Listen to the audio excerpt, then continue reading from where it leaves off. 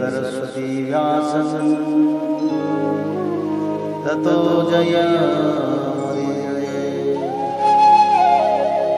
मूकं करोति वाचालं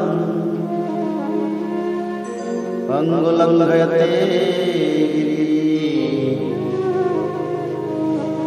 यत्कृपातमहं वन्दे परमानन्दमाधवो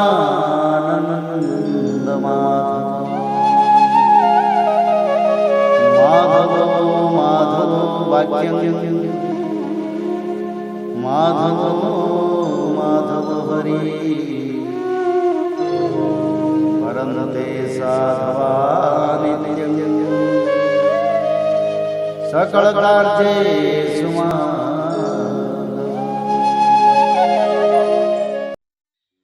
ओम नमो भगवते वासुदेवाय नमः। ओम नमो भगवते वासुदेवाय नमः। ओम नमो भगवते वासुदेवाय नमः। अथ चतुर्दशो अध्याय। राजा बेन की कथा। श्री मैत्र जी कहते हैं, वीरवर विदुर जी, सभी लोगों की कुशल चाहने वाले भृगु आदि मुनियों ने देखा कि अंध के चले जाने से अब पृथ्वी की रक्षा करने वाला कोई नहीं रह गया है। सब लोग पशुओं के समान कुछ श्रृंखल होते जा रहे हैं। तब उन्होंने माता सुनीता की सम्मति से मंत्रियों के सहमत न होने पर भी बेन को भूमंडल के राजपद पर अभिषिक्त कर दिया। बेन बड़ा कठोर शासक था। जब चोर डाकुओं ने सुना कि वही राज सिंहासन पर बैठा है, तब सर्प से डरे हुए चूहों के समान वे सब तुरंत ही जहाँ तहाँ छिप गए। राजशन पाने पर बेन आठों लोकपालों की ऐश्वर्य कला के कारण उन्मत्त हो गया और अभिमानवश अपने को ही सबसे बड़ा मानकर महापुरुषों का अपमान करने लगा। वह ईश्वर मद से अंधा हो रथ पर चढ़कर निरंकुश गजराज के समान पृथ्वी और आकाश को कपाता हुआ सर्वत्र विचरने लगा। कोई भी द्विजातीय वर्ण का पुरुष कभी किसी प्रकार का यज्ञ, दान और हवन न करे। अपने राज्य में यह ढिंढोरा पिटवा कर उसने सारे धर्म कर्म बंद करवा दिए। दुष्ट बेन का ऐसा अत्याचार देख सारे ऋषि मुनि एकत्र हुए और संसार पर संकट आया समझकर करुणावश आपस में कहने लगे, अहो, जैसे दोनों ओर जलती हुई लकड़ी के बीच में रहने वाले चींटी आदि जीव महान संकट में पड़ जाते हैं, वैसे ही इस समय सारी प्रजा एक ओर राजा के और दूसरी ओर चोर डाकुओं के अत्याचार से महान संकट में पड़ रही है। हमने अराजकता के भय से ही अयोग्य होने पर भी बेन को राजा बनाया था, किंतु अब उससे भी प्रजा को भय हो गया। ऐसी अवस्था में प्रजा को किस प्रकार सुख शांति मिल सकती है। सुनीता की कोख से उत्पन्न हुआ यह बेन स्वभाव से ही दुष्ट है, परंतु सांप को दूध पिलाने के समान इसको पालने वालों के लिए अनर्थ का कारण हो गया। हमने इसे प्रजा की रक्षा करने के लिए नियुक्त किया था। यह आज उसी को नष्ट करने पर तुला हुआ है। इतना सब होने पर भी हमें इसे समझाना अवश्य चाहिए। ऐसा करने से इसके किए हुए पाप हमें स्पर्श नहीं करेंगे। हमने जानबूझकर दुराचारी बेन को राजा बनाया था, किंतु यदि समझाने पर भी यह हमारी बात नहीं मानेगा तो लोक के धिक्कार से दग्ध हुए इस दुष्ट को हम अपने तेज से भस्म कर देंगे। ऐसा विचार करके मुनि लोग बेन के पास गए और अपने क्रोध को छिपाकर उसे प्रिय वचनों से समझाते हुए इस प्रकार कहने लगे। मुनियों ने कहा, राजन, हम आपसे जो बात कहते हैं उस पर ध्यान दीजिए। इससे आपकी आयु, श्रीबल और कीर्ति की वृद्धि होगी। तात, यदि मनुष्य मन, वाणी, शरीर और बुद्धि से धर्म का आचरण करे तो उसे स्वर्ग आदि शोक रहित लोगों की प्राप्ति होती है। यदि उसका निष्काम भाव हो तब तो वही धर्म उसे अनंत मोक्ष पद पर पहुंचा देता है। इसलिए वीरवर, प्रजा का कल्याण रूप वह धर्म आपके कारण नष्ट नहीं होना चाहिए। धर्म के नष्ट होने से राजा भी ऐश्वर्य से च्युत हो जाता है। जो राजा दुष्ट मंत्री और चोर आदि से अपनी प्रजा की रक्षा करते हुए न्यायानुकूल कर देता है, वह इस लोक में और परलोक में दोनों जगह सुख पाता है।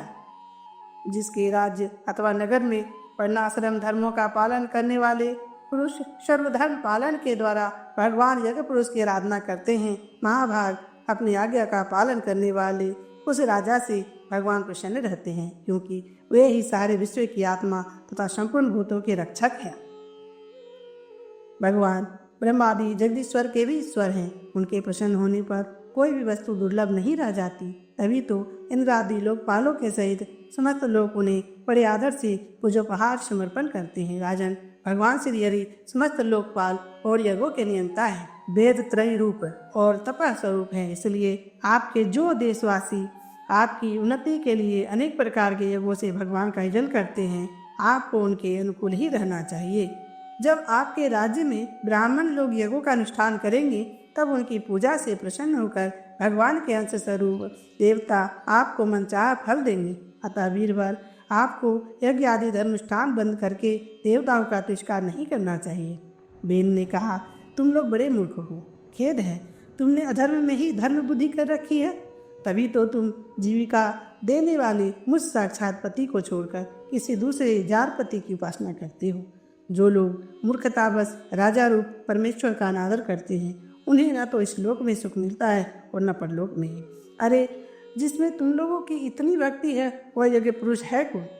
यह तो ऐसी ही बात हुई जैसे उल्टा स्त्रियां अपने विवाहित पति से प्रेम न करें, किसी पर पुरुष में आसक्त हो जाए। विष्णु, ब्रह्मा, महादेव, इंद्र, वायु, यम, सूर्य, मेघ, कुबेर, चंद्रमा, पृथ्वी, अग्नि और वरुण तथा इनके अतिरिक्त जो दूसरे वर और शाप देने में समर्थ देवता हैं, वे सब के सब राजा के शरीर में रहते हैं। इसलिए राजा सर्वदेवमय है और देवता उसके अंश मात्र हैं। इसलिए ब्राह्मणों, तुम मत चर्चा छोड़कर अपने सभी कर्मों द्वारा एक मेरा ही पूजन करो और मुझी को बलि समर्पण करो। भला मेरे सिवा और कौन अग्र पूजा का अधिकारी हो सकता है? श्री मैत्री जी कहते हैं, इस प्रकार विपरीत बुद्धि होने के कारण वह अत्यंत पापी और कुमार्गामी हो गया था। उसका पुण्य क्षीण हो चुका था। इसलिए मुनियों के बहुत विनयपूर्वक प्रार्थना करने पर भी उसने उनकी बात पर ध्यान न दिया। कल्याण रूप विदुर जी, अपने को बड़ा बुद्धिमान समझने वाले बेन ने जब उन मुनियों का इस प्रकार अपमान किया, तब अपनी मांग को व्यर्थ हुई देख वे उस पर अत्यंत कुपित हो गए। मार डालो, इस स्वभाव से ही दुष्ट पापी को मार डालो। यदि जीता रह गया तो कुछ ही दिनों में संसार को अवश्य भस्म कर डालेगा। यह दुराचारी किसी प्रकार राज सिंहासन के योग्य नहीं है, क्योंकि यह निर्लज साक्षात यज्ञपति श्री विष्णु भगवान की निंदा करता है। और जिनकी कृपा से इसे ऐसा ऐश्वर्य मिला, उन श्रीहरि की निंदा अभागे बेन को छोड़कर और कौन कर सकता है? इस प्रकार अपने छिपे हुए क्रोध को प्रकट कर उन्होंने उसे मारने का निश्चय कर लिया। वह तो भगवान की निंदा करने के कारण पहले ही मर चुका था, इसलिए केवल हुंकार से ही उन्होंने इसका काम तमाम कर दिया। जब मुनिगण अपने अपने आश्रमों को चले गए, तब इधर बेन की शोकाकुल माता सुनीता मंत्र आदि के बल से तथा अन्य युक्तियों से अपने पुत्र के शव की रक्षा करने लगी। एक दिन वे मुनिगण सरस्वती के पवित्र जल में स्नान कर अग्निहोत्र से निर्वृत्त हो नदी के तीर में बैठे हुए हरि चर्चा कर रहे थे। उन दिनों लोकों में आतंक फैलने वाले बहुत से उपद्रव होते देखकर वे आपस में कहने लगे, आजकल पृथ्वी का कोई रक्षक नहीं है, इसलिए चोर डाकुओं के कारण उसका कुछ अमंगल तो नहीं होने वाला है। ऋषि लोग ऐसा विचार कर ही रहे थे कि उन्होंने सब दिशाओं में धावा करने वाले चोर और डाकुओं के कारण उठी हुई बड़ी भारी धूल देखी। देखते ही वे समझ गए कि राजा बेन के मर जाने के कारण देश में अराजकता फैल गई है, राज्य शक्तिहीन हो गया है और चोर डाकू बढ़ गए हैं। यह सारा उपद्रव लोगों का धन लूटने वाले तथा एक दूसरे के खून के प्यासे लुटेरों का ही है। अपने तेज से अथवा तपोबल से लोगों की ऐसी कुप्रवृत्ति से रोकने में समर्थ होने पर भी ऐसा करने में हिंसादी दोष देखकर उन्होंने इसका कोई निवारण नहीं किया। फिर सोचा कि ब्राह्मण यदि समदर्शी शांत स्वभाव भी हो तो भी दिनों की उपेक्षा करने से उसका तप उसी प्रकार नष्ट हो जाता है जैसे फूटे हुए घड़े में जल बह जाता है। फिर राजसी अंग का वंश भी नष्ट नहीं होना चाहिए, क्योंकि इसमें अनेक अमोघ शक्ति और भगवत परायण राजा हो चुके हैं। ऐसा निश्चय कर उन्होंने मृत राजा की जांघ को बड़े जोर से मथा तो उसमें से एक बोना पुरुष उत्पन्न हुआ। वह कौवे के समान काला था। उसके सभी अंग और खासकर भुजाएं बहुत छोटी थी, जबड़े बहुत बड़े, टांगे छोटी, नाक चपटी, नेत्र लाल और केस तांबे के से रंग के थे। उसने बड़ी दीनता और नम्रता भाव से पूछा कि मैं क्या करूं? तो ऋषियों ने कहा, निषिद्ध बैठ जा। इसी से वह निषाद कहलाया।